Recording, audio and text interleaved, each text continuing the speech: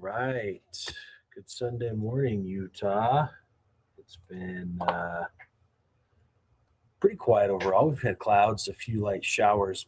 I guess kind of the bigger picture this morning is just getting the official numbers crunched for winter, which meteorological winter runs December, January, February. So follows more of the calendar system.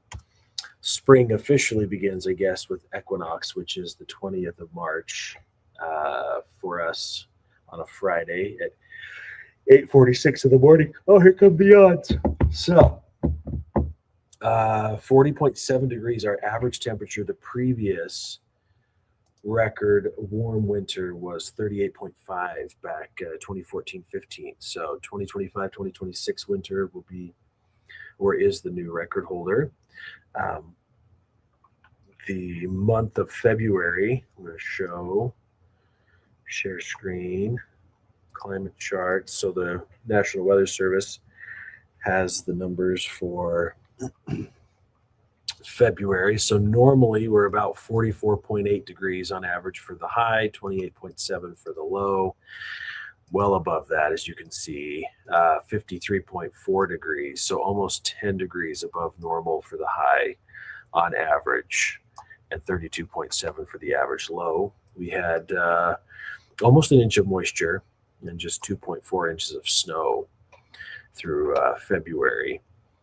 So very warm. No surprise that we have now had the record warmest winter after record warm year last year for Salt Lake City as well.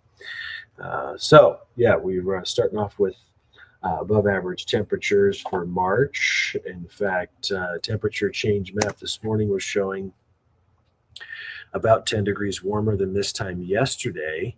Not quite as significant, but you can see all the warming that's taking place, especially at the higher elevations. A mild westerly flow helping pump up those temperatures. Here's a look at the overall satellite imagery. So we had a little bit of light precipitation as well move through this morning. But for the most part, a bit of a southwest push should keep most of it to the north of us. You see that counterclockwise rotation out off the coast as the storm system starts to push in.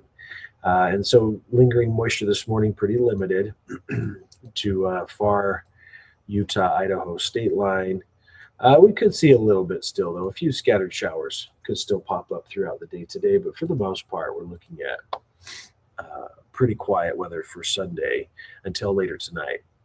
Air quality is good today. You can see how good air quality is from the Natural History Museum camera. We're already at 52, so above our normal high of 50 degrees. In Salt Lake City, statewide, temperatures are feeling quite nice, spring-like as well. So we've already got 50s for Cedar, Milford, Delta, upper 50s, St. George, 46 in Vernal.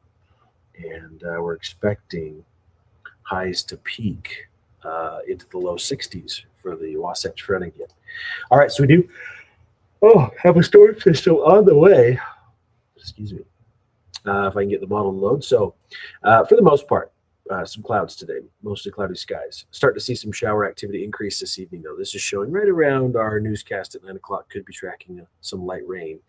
The bulk of the moisture, though, arriving tomorrow as the core of the storm system moves through. So as that trough gets closer, widespread showers for the northern half of the state. Should start to see some rain, though, all the way down Utah mountain spine into Cedar City before it'll be a pretty quick punch down in the southwest corner before a bit of a northwest flow wraps around, starts to drop snow levels into tomorrow.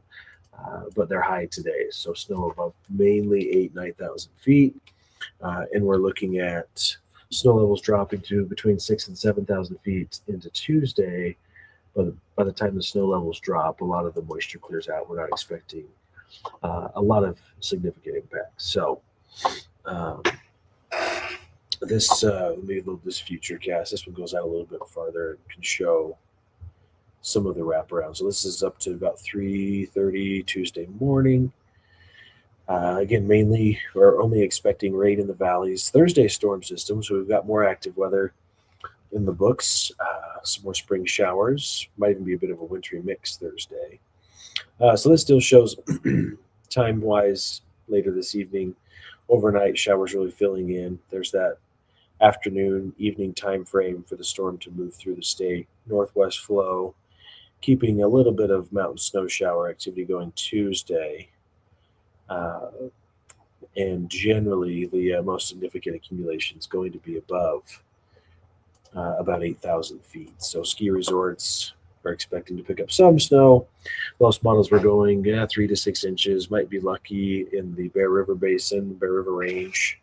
Get a little bit more than that. This is showing 6 to 12 inches through Wednesday morning for some of the central mountains, western Uintas. If we get that low that wraps around, kind of situates itself over top of us, maybe a little bit longer, could see slightly higher amounts. But that's up from at least, we were just showing maybe like 3 to 6 inches, which this still kind of shows that 3 to 6 inch range when we look at this particular model Tuesday, or through Tuesday, about 7 inches or so for Alta. Let's see. Sabrina's asking, classes going to the Hogle Zoo on Thursday. Thursday's going to be another dicey day. Let me pull up one of the global models that actually goes out that far. Or even this bar graph would be good. So Wednesday night, early Thursday, the next storm moves in, and it should be a pretty prolonged event. So much of Thursday looks colder, and with Hogle Zoo being more up on some of the low bench area, we're going to likely see a bit of a wintry mix.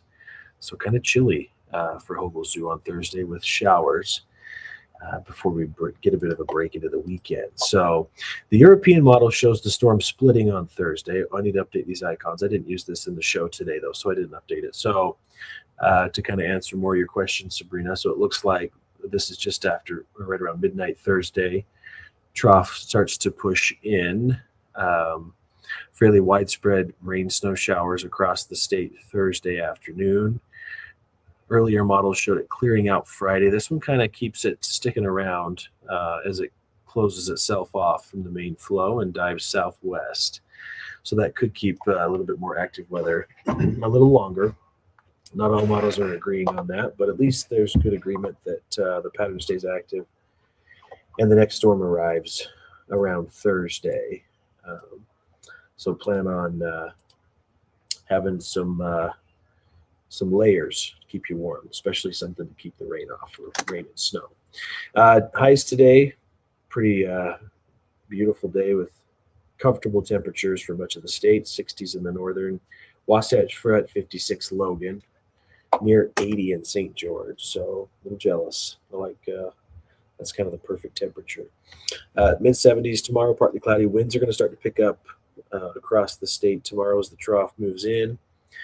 We get sunshine returning Tuesday, Wednesday, but breezy winds stick around. Just a slight chance of showers Thursday, dropping back into the mid to low 60s, or mid 60s, I should say, Thursday, Friday, before we bounce back next Saturday to some nice weather. And then northern Utah, showers, breezy winds, and plan on temperatures kind of up and down, roller coaster ride, which is spring, right? So 60s and 50s into the upper 40s Thursday, Friday, and then back to the 50s on Saturday. Winds are going to be strongest in the southwest portion of the state. Let me see if I can find my wind futurecast. It looked like 15, 20, 25 mile per hour winds for areas in lower Washington County Monday night into Tuesday. So some stronger wind speeds there. Here we go.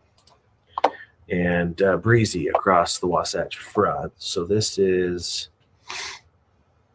we run this through Sunday evening. Here we go. So as the front moves through Monday afternoon, could see gusts 35, almost 40 miles an hour. So just under, it's looking like the threshold for wind advisories. But yeah, if you've got any outdoor decorations lingering from Valentine's, or maybe you put out stuff for St. Patty's Day.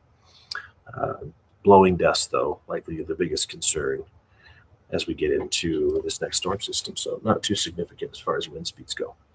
All right, enjoy your guys' Sunday, and yeah, get ready for some more spring vibes, more spring feels Monday with quite a bit of valley rain models. Oh, a new model projection. So yeah, most areas, at least in northern Utah, should see a good quarter to a half of an inch of rain. Some models even going higher than that. Let's see. Cache Valley, for example, a lot of the models are going around an inch, still looking like that. You get half of an inch for a lot of the Wasatch Front with this next storm tomorrow into early Tuesday. Quarter of an inch possibly for Utah County. Fillmore closer to 4/10. Wendover. Hopefully they don't tend to see as much as a lot of the models project, but get half of an inch or so would be great of liquid precipitation, and then some high elevation, dense, heavy snow, wet snow, which isn't going to help avalanche conditions. So keep that in mind. All right. Have a good Sunday. We'll see you later tonight.